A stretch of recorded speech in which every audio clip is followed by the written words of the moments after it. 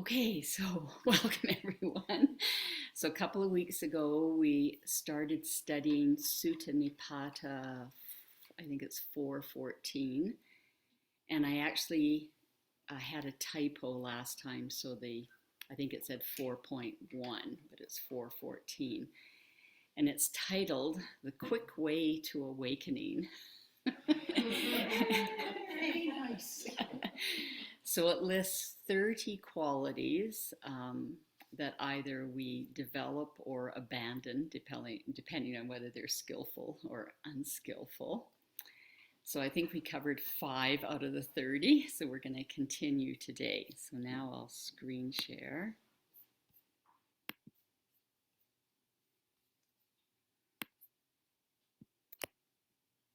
Okay. Yes, so it's Sutta Nipata 414. So the link was correct because it says Sutta Nipata 414 down there. I just had the 4 was missing, I think, last time. So if you're looking it up in Sutta Central, it's 414. 30 qualities to develop or abandon in order to awaken quickly. So we did the first 5. And so today we're going to start with the quality of don't think of anything as mine. So the assumption is if you own something that you have control over it, but of course we don't. Things wear out, break down, get stolen, you lose them, get bored with them, whatever. And so we can create a lot of suffering by seeing things as mine. And then it can also lead to what I talked about on Tuesday night, envy and stinginess. Sort of 2 unwholesome qualities that lead to a lot of negativity.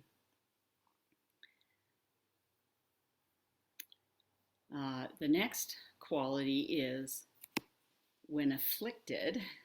So when bad things are happening to you, and I love this word, don't whinge. That's my new favorite word, don't whinge. So this is talking about the second arrow. So the first arrow is something bad happens to you. Somebody speaks unkindly to you, you lose your job, the weather's bad for your picnic, all kinds of things. That's the first arrow that we don't really have control over. It just happens. But that second arrow is when we start whinging about it, because then we're adding on this extra burden of suffering. So now we have 2 piles of suffering instead of just 1.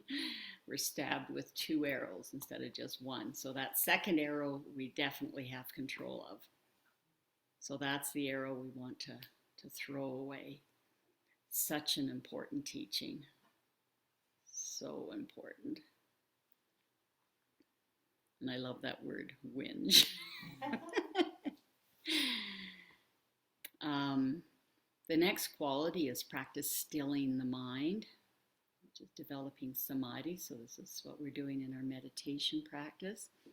And I heard a really beautiful analogy. I think it was by, I can't remember if it was Ajahn Brahm or Ajahn Brahmali, but talking about if you have a lake and there's just, even if there's just a little bit of wind and there's just a few ripples, then it doesn't reflect, the scenery around it. And you don't have to have a lot. It can just be a tiny bit. And then it distorts, or it doesn't reflect or doesn't. So this is what he said, the way we gain insight, the way we see clearly into reality is having a very perfectly still mind. And then we can see reality clearly. We can reflect it clearly. But if there's a few hindrances there, ruffling the surface, then we get a distorted view. And we may think we're seeing clearly, but we're not. It's distorted.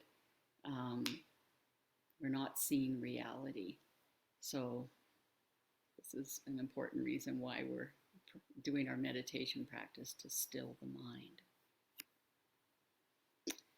The next quality is that we're to abandon is don't be footloose, which means lacking in responsibilities and commitments. So we all have, responsibilities and commitments in life. You sure know that being a new mom. We all have our responsibilities and commitments. And if we take up a meditation practice, it doesn't mean that we throw those out the window. We still have our responsibilities and commitments. And we're not going to awaken if we abandon those. The next one's interesting. No ongoing remorse.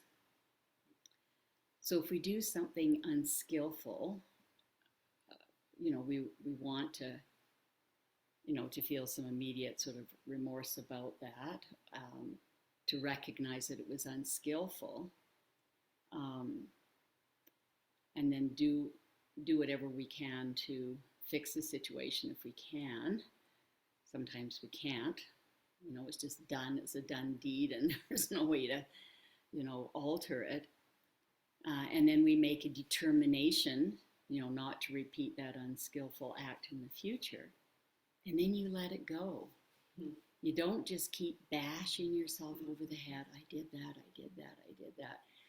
And there's research studies done, like psychological research studies done, and people who walk around with this burden of guilt, they actually end up repeating the unskillful actions more often than people who can let it go. Yeah. So Buddhism does not promote guilt. I mean, yes, recognize you've done something unskillful, make a determination not to repeat it, and then have some compassion for yourself. I mean, we're not perfect, or we'd be awakened, I guess. But we're not. And so we're going to be doing unskillful things. Everybody does unskillful things. And so don't expect yourself to be perfect. We're not. And so have compassion for yourself and, recognize it was unskillful, make your determination not to repeat it. But forgive yourself. Move on. Let it go. Very important.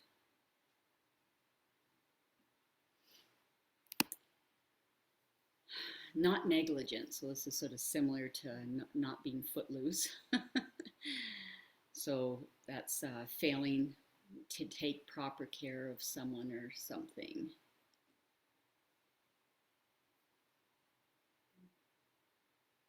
We all, live somewhere. We've got to keep our place clean and sort of maintained.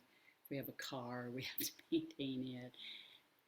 Family, take care of one another. Friends. If you have a job. So, very important. Don't be negligent. Next quality, meditate and sleep in a quiet place. Not Mexico. So certainly the meditating in a quiet place, so important, especially at the beginning. Maybe when you become an advanced meditator, you can sit at a bus stop in a crazy busy city and be able to meditate. But for most of us, the Buddha said, go to the foot of a tree or an empty hut. He's saying go to a quiet place, because then we're giving ourselves the best conditions. Until we know how to steady the mind. If we have a noisy place, we're just going to be continually being drawn out into it, and it's going to be very difficult.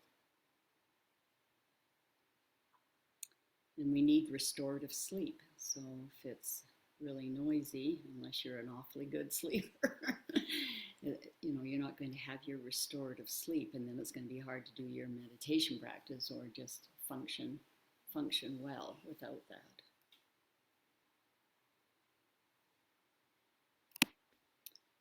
And then don't oversleep. So we need adequate sleep, but you don't want to oversleep. It's interesting, we have what's called an ultradian rhythm. So most people know about the circadian rhythm. So that goes on the 24-hour basis. So we wake up in the morning and we, have our maximum alertness, and then we start winding down, and then we have our sleep time, and then we wake up again. So that's our circadian rhythm. But superimposed on this circadian rhythm is an ultradian rhythm of about 90 to 120 minutes. And if you haven't been well rested or whatever, it might be a fairly pronounced ultradian rhythm. If you're well rested, everything's going well, your diet's good, it may be a very minor one that you don't notice.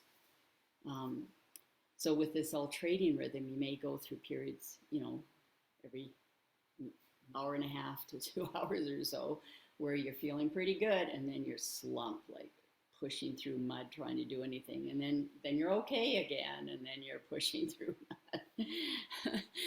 So if this is happening to us, we can have like a 20-minute nap, because then if we're like on the downswing, we're feeling sluggish, if we have a 20-minute nap, that'll take us over that bottom part, that low part. And then if we make ourselves get up, then we're on the upswing, and then we're feeling better.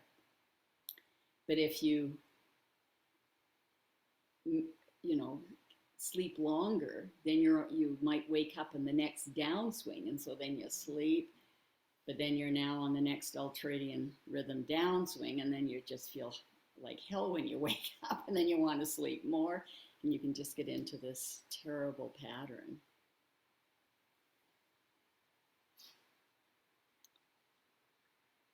Be enthusiastic. So a word you might see in the suttas is ardent. Yeah, so this is, I didn't look at the Pali in this translation, but I'm assuming that's the word that they use, the Pali word that's often translated as ardent, but ardent isn't a word that we use commonly. I get it said to you, so sort of like, what does it mean? But enthusiastic, we can understand that. Another way it's translated as passionate. So we don't want to sit down on our meditation cushion and go, oh, it's time to meditate. It's like, yay, now I get a chance to sit down and feel peaceful, feel whatever. So be enthusiastic. And in the Satipatthana Sutta, after each of the objects of meditation, it's followed by a phrase of 3 words, and one of them is this ardent or enthusiastic or passionate word. So very important.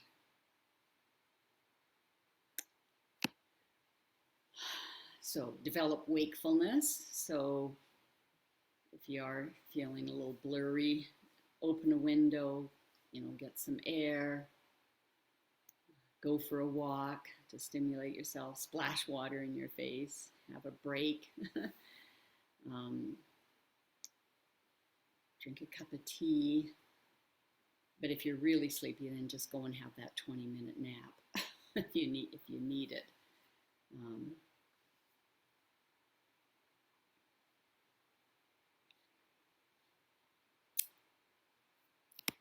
Similarly, abandon laziness. And then ask yourself, what's making me lazy or disinterested? Is it boredom? Are you feeling unwell? Are you not understanding what you're supposed to be doing? Or are you not seeing any benefit from the things that you're doing? So it suggested that you give a lot of thought into why this feeling of laziness has arisen, and try and get down to the causes so that you can, make some changes.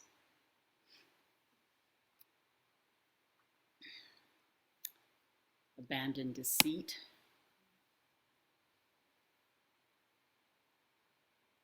So morality is the baseline of our practice. Morality, kindness, generosity. It's the baseline of our practice. We need that. That's number one. We have to have that baseline in there. It's part of the Noble Eightfold Path. We're not going to awaken if we don't have all 8 steps of the Noble Eightfold Path, and 3 of them are around morality. So I'm sort of course, being deceitful is amoral. So you're doing that, you're screwing up your chances of awakening.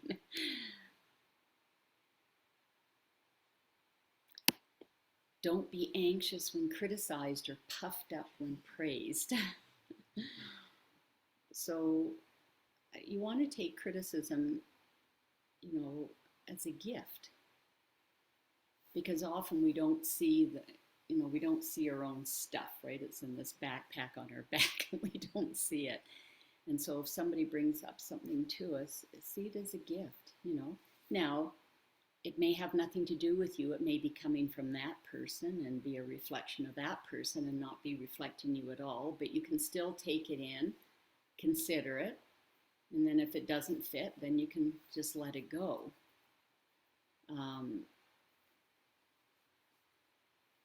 But there's no need to be anxious when it's offered to you. And then of course it's not good to get this puffed up feeling, because then that's feeding this sense of some kind of a self that we're trying to let go of in our practice. Get rid of greed, stinginess, anger, slander. So this is going back to the morality issue. If we want to awaken, we have to have that moral basis. Right action, right speech, right livelihood. Similar thing, don't do anything blameworthy.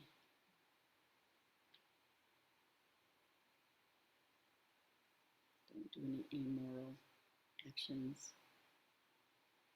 Don't be boastful. That's building up that sense of self.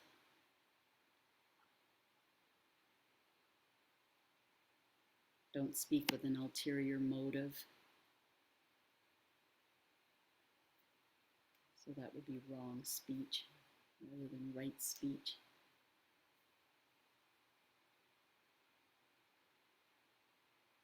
Don't be impudent. It means not showing respect to the person you're with. Remember, one of our baselines is kindness.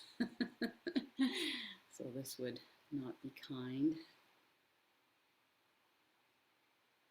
Do not say things that are argumentative.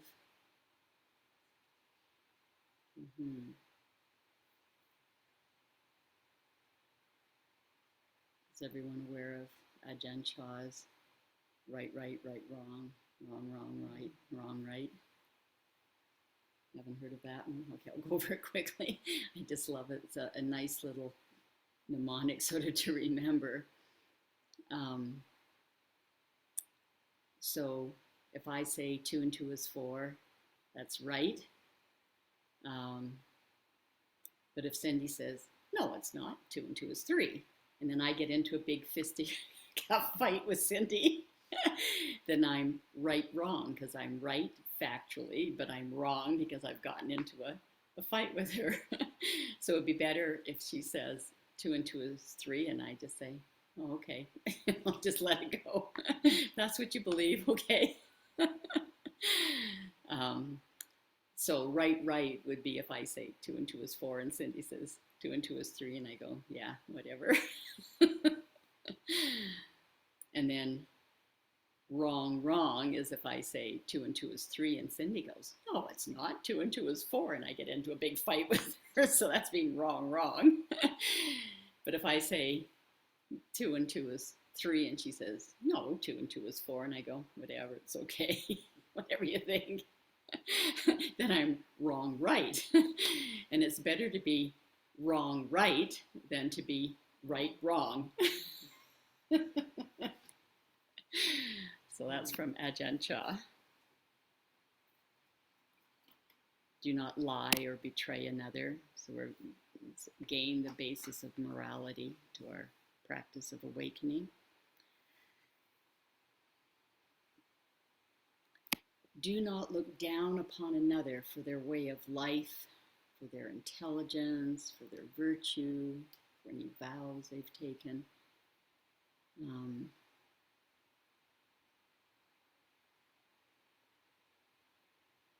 Yeah, our response to others, we want to have it as metta or karuna, loving friendliness or compassion. That's what we want our response to be to another, not superiority. Because we're all struggling to be happy. We're all doing the best that we're able with whatever habit energies we've developed in this lifetime and previous lifetimes. And so our response wants to be one of metta or karuna. And this is what I saw Ayya Brahmavara was just so excellent at.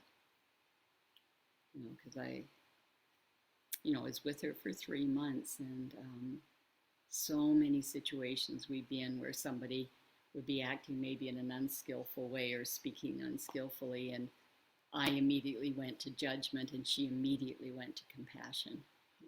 Yeah, so it was a beautiful raising of my consciousness, to realize this habit energy I have of going to judgment.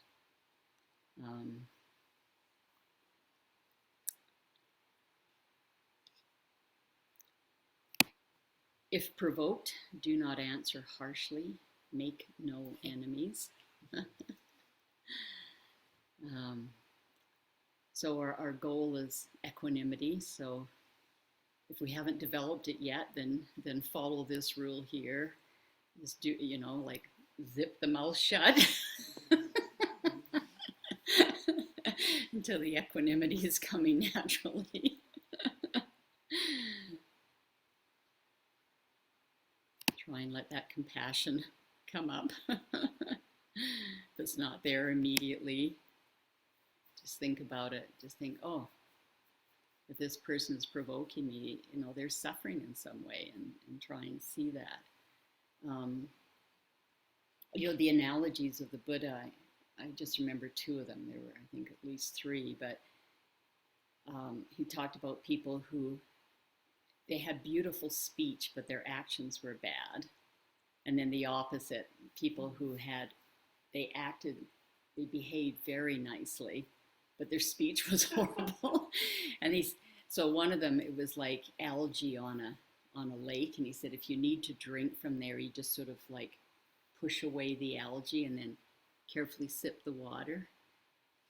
I think there was another one about water in an elephant's footprint and very carefully sipping it. But if the person had both bad speech and bad behavior, like unskillful speech and unskillful behavior, he said, just see them as somebody that's crossing the desert. They don't have protective clothing. They have no water. They're hungry. The sun is scorching down. It's super hot, and they're sort of crawling along.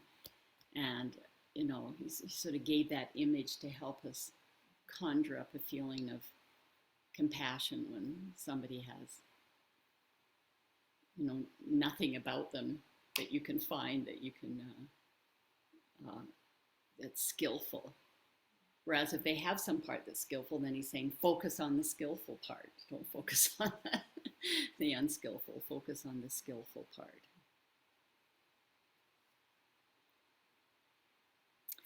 Overcome. Do not be overcome. So I'm assuming this is referring to our hindrances. So we want to overcome our hindrances and not let them overcome us.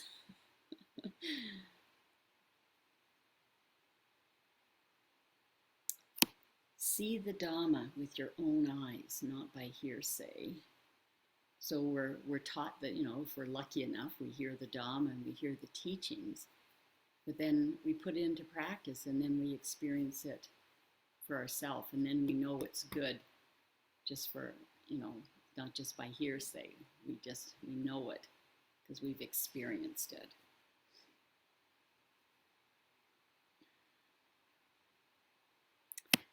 Respectfully trained, diligent in the teachings of the Buddha.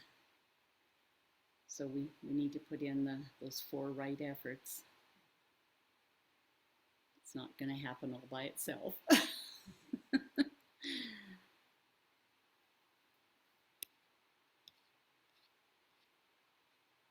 No, we made it to the end. Okay.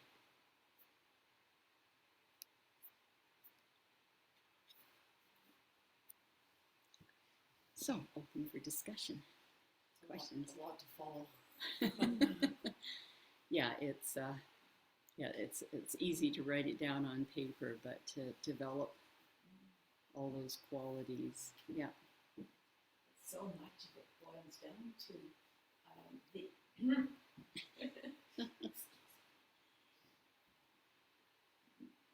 so much of that boils down to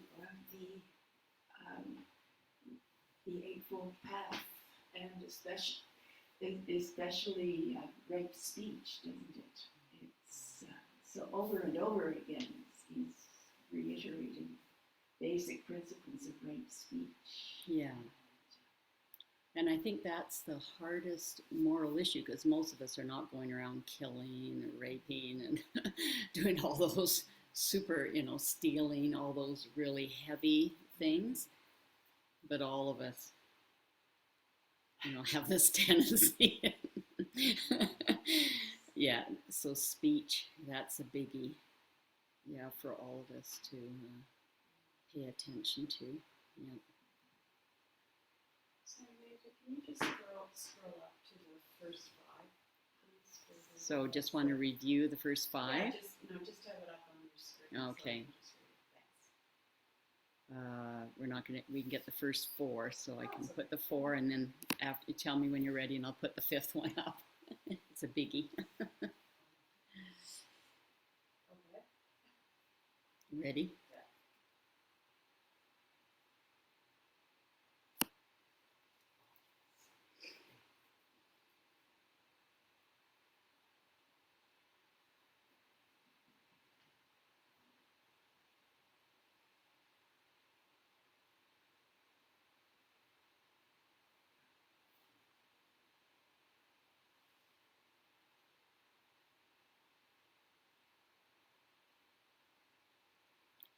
So this is, from Majjhima Nikaya 20, How to Let Go of Thoughts.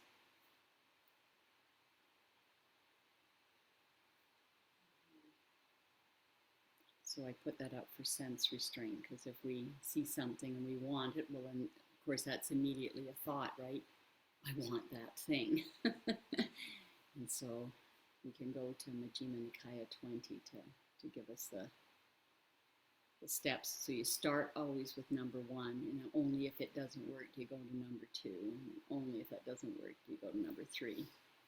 Of course, the 5th one is that's more of a willpower thing, so it's not one that we want to have to use often, but I often think of it as, if you're in a heated situation and you have this huge impulse to have wrong speech, that's when I think number 5 is really important. Like, get that mouth clamped shut and then get out of the, run away from the situation as fast, as soon as you can. Because when you're in a situation, there's all that energy there.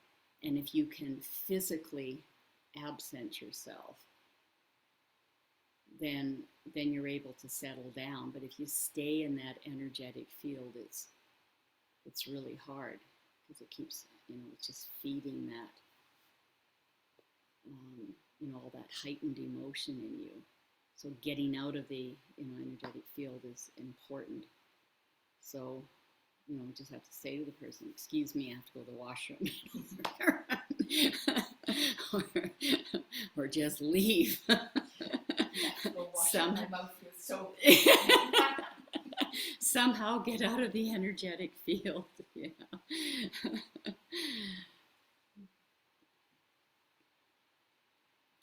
So I think, this is a big list. It's 30 things. Some of them are around the same topic as Leslie brought up. There was a whole bunch about speech, wrong speech versus right speech. But what we can do is sort of take one of those 30 things, and then work on it for weeks or months or a year. And then when that comes, then move on to another. So I know the one that I want to work on, I was inspired by Aya Brahmavara for this compassion. I want to work on my judgmentalism. And so that's the one that I've sort of picked for myself for the next long while. Is each time I feel that judgmentalism come up is to take a step back and to, and to realize this person, whatever they're doing, it's based on suffering, and to try and conjure up that feeling of compassion for them.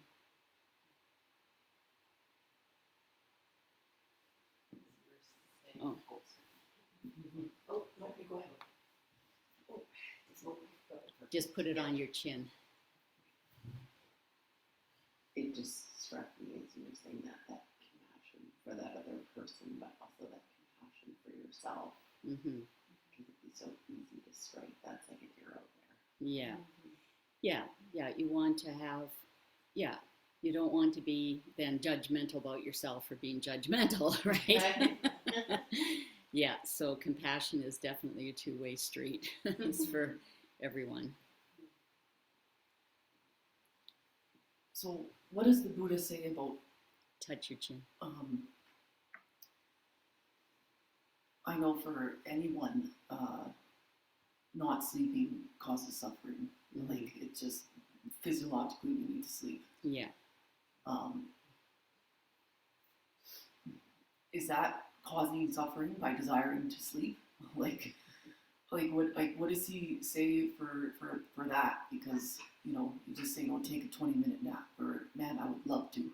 Yeah. I would love to take a nap. I would love to just go to sleep at night. And it is very hard to meditate and to stay present when it's like the worst form of torture, I find, sleep Right. deprivation, and then Yeah. and just so many unskillful thoughts are there, and and I consciously try and switch those thoughts, but the subconscious is so much more powerful. Yeah. Any advice on that? Yeah. So I can talk to that at length, since I have a massive sleep disorder. I think from my kidney disease, and also from menopause.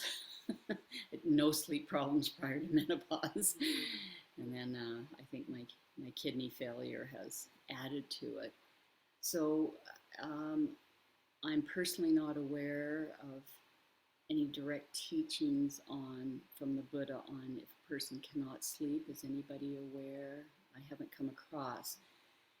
So I think the important thing, is not, I think trying to go to sleep is the same as trying to still the mind. It causes the opposite to happen. So, like a very nice thing to do is metta. Just recite the metta phrases, or do body scans, or get out of bed. I mean, there's whole, I'm assuming that you've read all the stuff on sleep hygiene. Yeah. Yeah. I mean, and I've done that. I've been through the sleep clinic. I've done all the sleep hygiene things. Nothing works. um, and and so if you're feeling quite alert, then maybe just get out of bed and read or do some gentle yoga. You don't want to do anything stimulating. You don't want to be running or anything, but some very gentle yoga or some yoga nidra or reading, but not like reading scary things. Peaceful things. Or just stay in bed and do body scans. So my two things are body scans or metta. Yeah, and I'm still alive after years of massive sleep disruption. And yes, it messes with my meditation practice. I don't have the focus that I had in younger years. But it's amazing. Some days, like I never prejudge my meditation because sometimes I sit down and I'm able to quiet the mind. The mind does quiet. The mind does become still. It does become focused. And other times it's just all over the map. And so I've just learned to be very gentle with myself when it's all over the map. But not to assume it's going to be all over the map, because 100% of the time it's not. There's sometimes I sit down and it does still. Yeah. So has anybody else got any other ideas on sleeplessness? I recommend listening to Dharma talks, Mm-hmm. because they are very peaceful and calming, and even if you do Oh, fall asleep- actually, do you want to just say that on the... Sorry. I have them on all the time. Yeah, I was recommending listening to Dhamma talks, and Kami, of course, does that already. But they are so peaceful and relaxing, and even if you do fall asleep in the middle of them, I think it's still going into your brain somehow, and somehow you're learning from them. So it doesn't hurt. Mm-hmm. Any other suggestions for... I don't. Oh. Oh, sorry.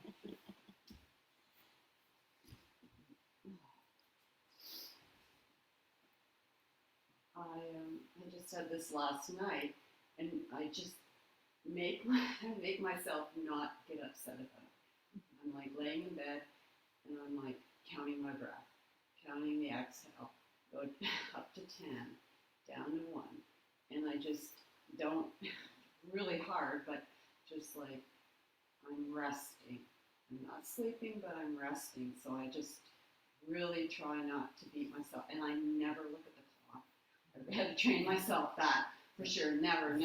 Like that was a tough one, right? Because I used to always like, oh yeah, it's going to be 3 o'clock in the morning, and it's 3 o'clock in the morning, So yeah, just count my breath, and then I'm like, well, I'm resting. So I'm maybe not asleep, but at least I'm resting.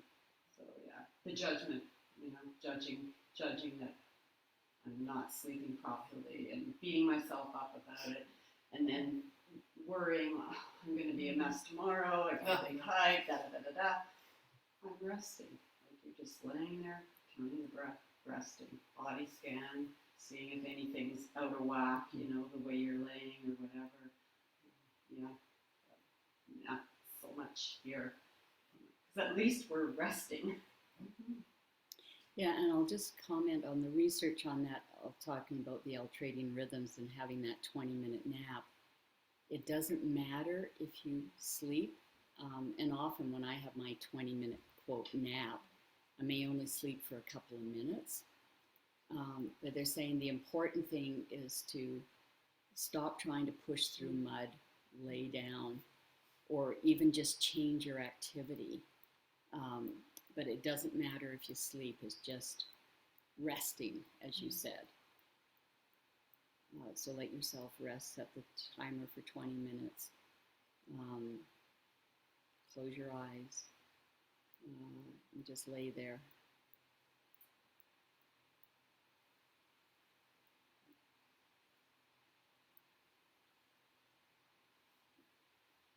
Okay. Okay. So we've got a little bit of time, so why don't we just sit for another 10 minutes and then we'll do our closing.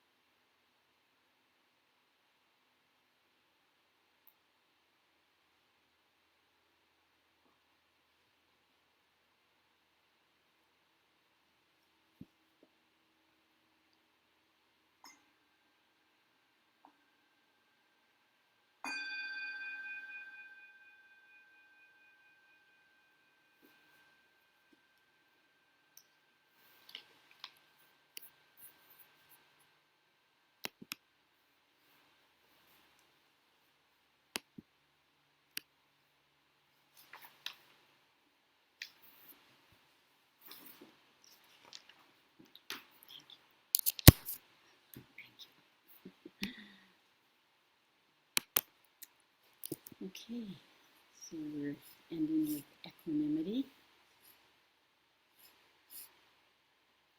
So bring to mind a person that you have neutral feelings towards.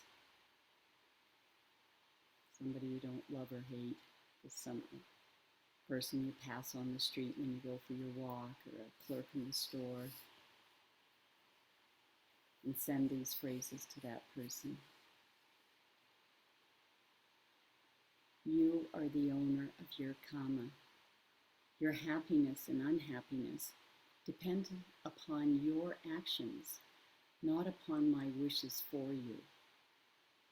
I care for you as a suffering human being, but I cannot keep you from suffering. I wish you true happiness, but I cannot make your choices for you.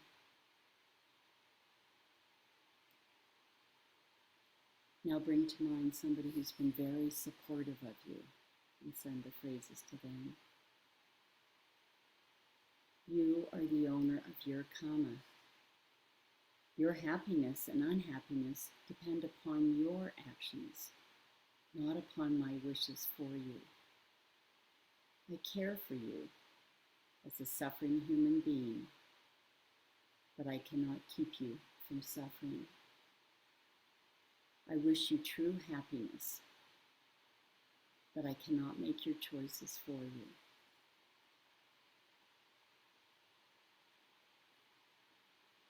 Now bring to mind a friend. So if the previous person is a friend, just think of another friend. Send the phrases to them. You are the owner of your karma. Your happiness and unhappiness depend upon your actions, not upon my wishes for you. I care for you as a suffering human being, but I cannot keep you from suffering. I wish you true happiness, but I cannot make your choices for you. Now bring to mind somebody that you have a difficult relationship with and send the phrases to them. You are the owner of your karma. Your happiness and unhappiness depend upon your actions, not upon my wishes for you. I care for you as a suffering human being, but I cannot keep you from suffering. I wish you true happiness, but I cannot make your choices for you.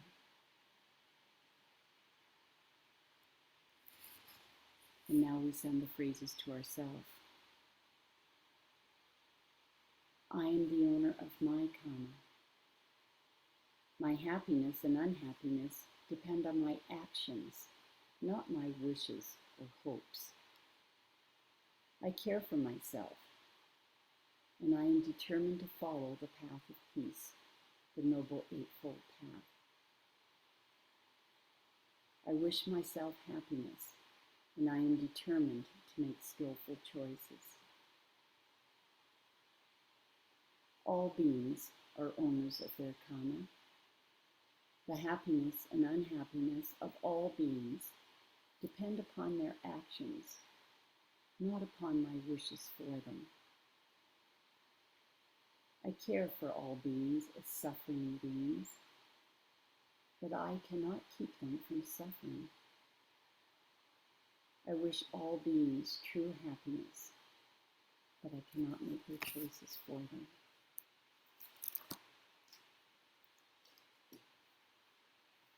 May the merit of our practice be shared with all sentient beings, named and unnamed. Please, Blair.